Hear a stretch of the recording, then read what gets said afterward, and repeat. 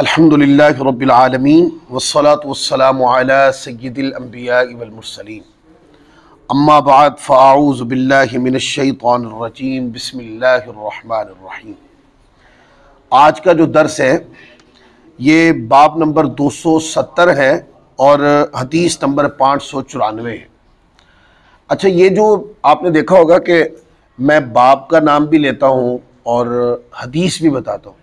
ये ना जब हम किताबें पढ़ते हैं तो आइम्मा दीन का ये तरीका रहा है, वो जिस मौजू के नीचे हदीसें देना चाहते हैं उससे पहले एक हेडिंग लगाते हैं। जैसे आप अखबार पे देखते हैं ना, कोई किसी बड़ी सुर्खी लगा के फिर नीचे उसकी डेफिनेशन आती है, तो अहादीस की किताबों में भी ऐसे ही है।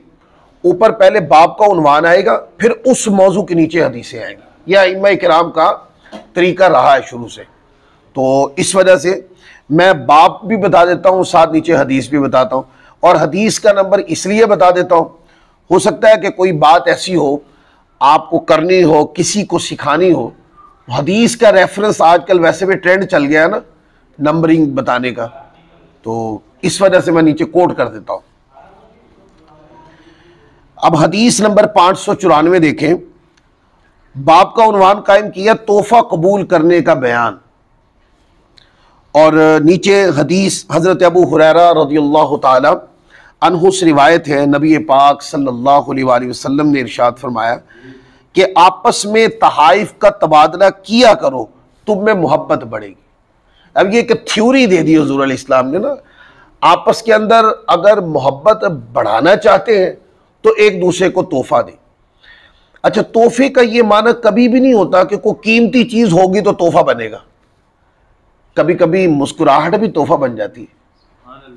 कभी आप किसी का काम लिखने का है, वो टीचर हैं, लिखते हैं, उनका शोबा ऐसा है, आप उनको पेन गिफ्ट कर दें।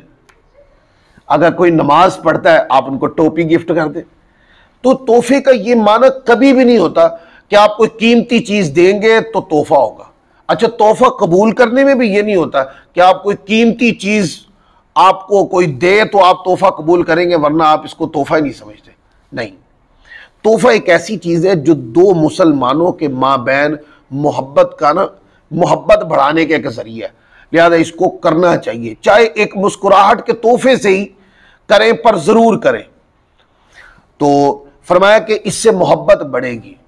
अच्छा, तोहफा आगे हदीस आ जानी, इस पर मैं वहां वजाहत भी कर दूंगा। तोहफा देने वाला कभी भी ज़हन में ये मत समझे कि मैंने तोहफा दिया है तो लिहाजा अब वो दूसरे का मुझे तोहफा देना जरूरी है। इस गर्ज के साथ तोहफा देना भी नहीं चाहिए, और अगर कोई इस गर्ज के साथ तोहफा दे तो कबूल भी नहीं करना चाहिए। तोहफा जो होता है वो बेलौस होता है। तोहफा सिर्फ इस नीयत के साथ देते हैं कि मैं उस मोमिन के दिल में, उस मुसलमान के दिल में मोहब्बत दाखिल करना चाहता हूं, अपना रिश्ता मोमिनियत, रिश्ता अखुवत, भाईचारे का रिश्ता मैं मजबूत करना चाहता हूं। मेरी गर्ज सिर्फ ये है, मेरी गर्ज कोई नहीं कि ये मुझे भी तोहफा दें या मैं तोहफा दूंगा तो ये मुझे ज्यादा कीमती तोहफा देंगे। तो तोहफा जो होता है ना वो सारी गर्जों से पाक होता है।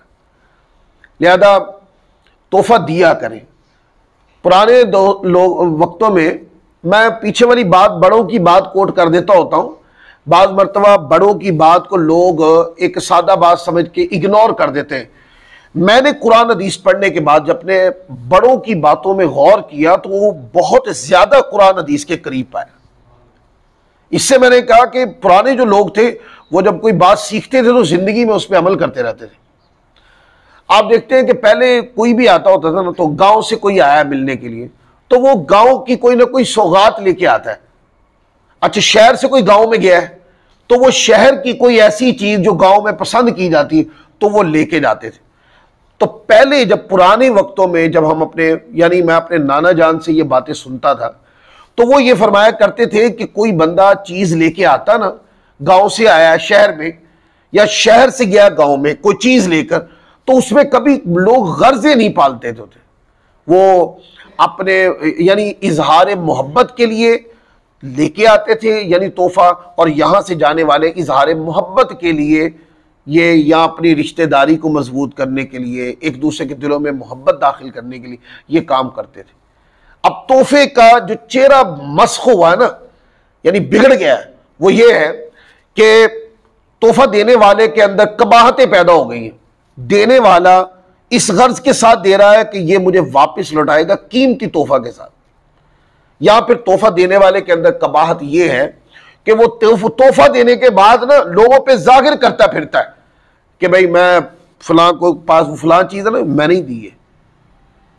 ये जो अगराज है ना, ये सारी जिस तोहफा कबूल करने को या तोहफा देने को सुन्नत तैयबा ने जाहिर किया है ना, ये अगराज सारी उसके खिलाफ है।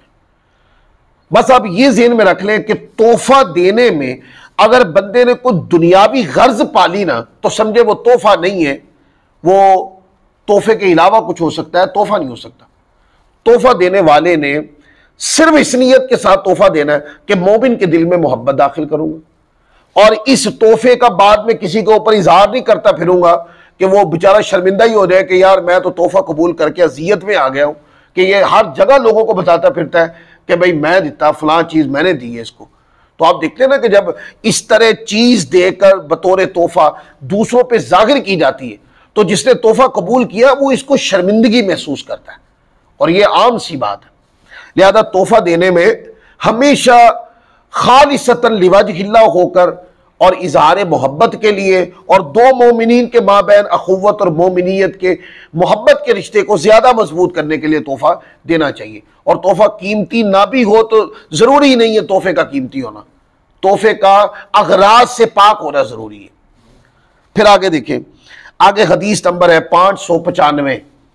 हजरत साबित रदियल्लाहु ताला अन्हु से रिवायत है कि हजरत अनस रदियल्लाहु ताला अन्हु फरमाया करते थे, ऐ मेरे बेटो आपस में एक दूसरे पे खर्च किया करो क्योंकि ये तुम्हारे दरमियान मोहब्बत बढ़ाएगा। अब इसके अंदर भी है, आप भाई हैं तो एक दूसरे पे खर्च करें बगैर गर्ज के, ताल्लुकदार हैं दोस्त हैं, एक दूसरे पे खर्च करें बगैर गर्ज के। जब आप बगैर गर्ज के किसी के लिए कुछ करेंगे तो फिर मोहब्बत बढ़ेगी, और अगर आप कुछ किसी के लिए करके बाद में गर्जे पालते फिरेंगे तो फिर मोहब्बत नहीं बढ़ी। जब पता चलेगा कि आप गर्ज पाल रहे हैं तो जितना तोहफे से उसके दिल में मोहब्बत गई थी उससे ज्यादा डबल नफरत आ जाएगी। तो आप चाहते ना तोहफे के जरिए मैं किसी का वकार बुलंद करूं, किसी की इज्जत बुलंद करूं, तो तोहफा दे लिवजहिल्लाह होकर खालिसतन मोहब्बत के लिए। और अगर किसी पे खर्च भी करें तो सिर्फ अल्लाह को राजी करने के लिए कि मैं आज इस पर खर्च कर रहा हूं, अपने बच्चों पे खर्च कर रहा हूं, बेटों पे खर्च कर रहा हूं, बेटियों पे खर्च कर रहा हूं, बीवी पे खर्च कर रहा हूं, मां बाप पे खर्च कर रहा हूं, मैं उसी तरह अपने दोस्त पे खर्च कर रहा हूं। आप देखते हैं ना ये फर्क है खर्च करने में भी ना। बंदा अपने बेटे पे खर्च करता है, क्या किसी को बाहर बताता है कि यार मैं अपने बेटे को इतने पैसे देते या फलां चीज मैंने दिलवाई है, फलां चीज उसके पास नहीं थी वो मैंने दिलवा दी? नहीं। बाप है ना तो वो समझता है कि बेटे के ऊपर खर्च करना मेरा हक बनता है, ये मेरी औलाद है। इसी तरह अपनी बकिया औलाद के ऊपर अपने माँ बाप पे खर्च करता है, बंदा बताता नहीं है, माँ बाप है ना उसमें खर्च नहीं पालता। इसी तरह जब दोस्त के ऊपर खर्च करना है, ठीक है, तो वो बगैर गर्ज के खर्च करना है, सिर्फ मोहब्बत पैदा करने के लिए, मोहब्बत पुख्ता करने के लिए, ताकि दो दिल ज्यादा करीब हो जाए। आप कहते हैं ना कि दोस्ती ज्यादा मजबूत हो जाए, तो कुरान हदीस को पढ़ते हमें ये बात समझ आती है, जब दो दोस्तों के माँ बहन कुर्बानी खत्म हो जाती है ना तो फिर दोस्ती कमजोर होने लग जाती है।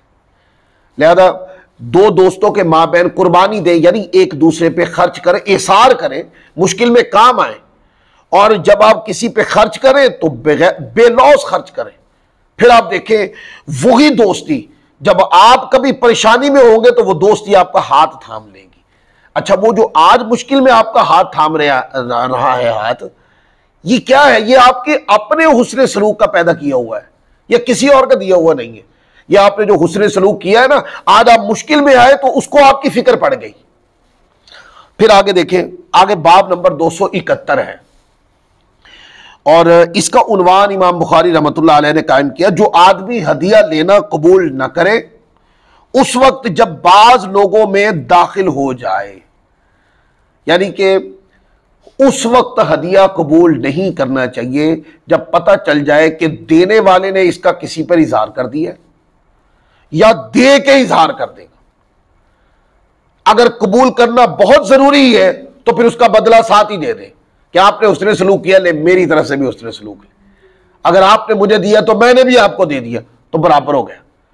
लेकिन वो जो होता ना हदिया, तोहफा, बेलौस, ये उस वक्त होता है कि जब आप किसी पे इजहार ना करें। तो ये हदीस उस बाब में आई है कि ऐसा तोहफा कबूल नहीं करना चाहिए कि देने वाला देने से पहले उसका किसी पे इजहार कर चुका हो या देकर किसी पे इजहार करेगा। इस पर हदीस है, हजरत अबू हुरैरा रज़ियल्लाहु ताला अन्हु से रिवायत है, फरमाते हैं कि एक आदमी ने बनु फजारा में से नबी पाक सल्लल्लाहु अलैहि वसल्लम को ऊँटनी तोहफे में पेश की। आप सल्लल्लाहु अलैहि वसल्लम ने उस आदमी को उसका बदला दिया, उसने तोहफा दिया, तो नबी पाक सल्लल्लाहु उसके बदले में आकर इस्लाम ने इनायत फरमा दी साथ ही। तो वो आदमी आप सल्लल्लाहु अलैहि वसल्लम से नाराज हो गया, यानी नाराजगी का इजहार किया कि मैं तोहफा लेके आया हूं, तो उसके बरअक्स हुजूर ने मुझे भी अता फरमा दिया है। तो मैंने, हजरत अबू हुरैरा कहते हैं, मैंने नबी पाक सल्लल्लाहु अलैहि वसल्लम को मिंबर पर फरमाते सुना, इनमें से एक आदमी तोहफा देता है तो मैं उसको उसका बदला इस कदर देता हूं जो मेरे पास होता है, फिर वो नाराज हो जाता है। अल्लाह की कसम, इस साल के बाद मैं अरबों में से सिवाय कुरैशी और अंसारी, सकफी या दोसी के तोहफा कबूल नहीं करूंगा, क्योंकि अमूमी तौर पर ये जो कबाइल थे, ये आका अलैहिस्सलाम पर फिदा आने वाले यही तो कबाइल थे, या कुरैशी थे, करशी जिनको कहते हैं, या फिर अंसार थे। ये दो बड़े लोग थे जो जानों तक भी हुजूर को पेश करते थे, पेश की, उन्होंने तारीख बताती। फिर सकफी, दोसी, ये हुजूर अलैहिस्सलाम की बारगाह में जब हदियात लाते तो बिना खर्च के लाते, सिर्फ हुजूर की बारगाह, आका अलैहिस्सलाम की निगाह मोहब्बत हासिल करने के लिए। तो इस हदीस पाक का मिन हैसुल मजमू मफाद ये है कि तोहफा बगैर गर्ज के होना चाहिए, और अगर कोई गर्ज के साथ तोहफा दे तो अगर आप ना भी कबूल करें तो ठीक है, और अगर आपको पता है कि इस तोहफे के पीछे अगराज हैं तो पहली बात उसको कबूल ना करें। अगर कबूल करना है ना तो फिर उसका बदल दे दें, ताकि वो किसी के ऊपर जाहिर करने से पहले इस झिझक में रहे कि मैंने अगर दिया है तो मैंने लिया भी तो है ना। लिहाजा मोमिनीन को आपस में एक दूसरे के साथ मोहब्बत का रिश्ता मजबूत करने के लिए तोहफे तहाइफ का आपस में तबादला करना चाहिए। मैं आपको चंद अपने दोस्तों के अंदाज बताता हूँ। अमूमी तौर पे मेरा काम लिखना भी है, मैं लिखता भी रहता हूँ, पढ़ता भी रहता हूँ।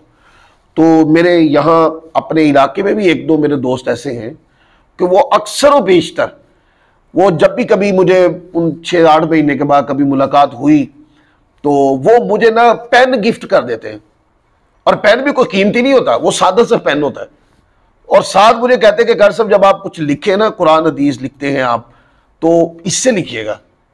मैंने कहा ठीक है, मैं इंशाल्लाह इससे लिखूँ। अच्छा, कई ऐसे दोस्त मिलते हैं कि वो ना तोहफा देंगे ना, तो वो इतर की शीशी होती है ना, तो वो अमूमी तौर पे वो तोहफा देते हैं, तो ये तोहफा कबूल कर लेना चाहिए। वो फिर साथ कहते हैं घर सब लगाएंगे ना तो इसको लगाइएगा। हम भी कोशिश करते हैं कि जब कभी कहीं जाते हैं दोस्त अहबाब के अंदर, तो किसी को किताबचा गिफ्ट दे दिया, किसी को पेन गिफ्ट दे दिया, किसी को इतर की शीशी गिफ्ट दे दी। ये जो चीजें ये इतनी कीमती नहीं है, लेकिन आप दे के तो देखें किसी को, मतलब आप घर में ही करके देखें। आप देखिएगा इसकी गैर मामूली इसका रिजल्ट निकल के बाहर आएगा ऑटोमेटिकली। अगर कोई घर का बड़ा किसी छोटे को तोहफा देता, मुराद चाहे एक टोपी दे दी, बेटे ये लो, इस टोपी को पहने और इससे नमाज पढ़ा करे, वो इस धुन में मस्त रहता है कि मेरे वालिद ने मुझे टोपी दी है, ये जो इतर की शीशी है ना, ये मेरे दोस्त ने मुझे दी है, और वो हर वक्त जेब में रखेंगे। ये पेन जो है ना, ये मेरे फलां दोस्त ने मुझे तोहफा दी है। तो आप देखिएगा, तोहफा एक ऐसी चीज है जब आप बगैर गर्ज के देते हैं तो इसकी दूसरी जात के ऊपर मोहब्बत के असरात पड़ते ही पड़ते हैं। आज का दर्स इसी मुकाम पे ख़त्म करते हैं। अल्लाह ताला हम सबको अमल की तौफीक अता फरमाए। वमा अलैना इल्लल बलागुल मुबीन।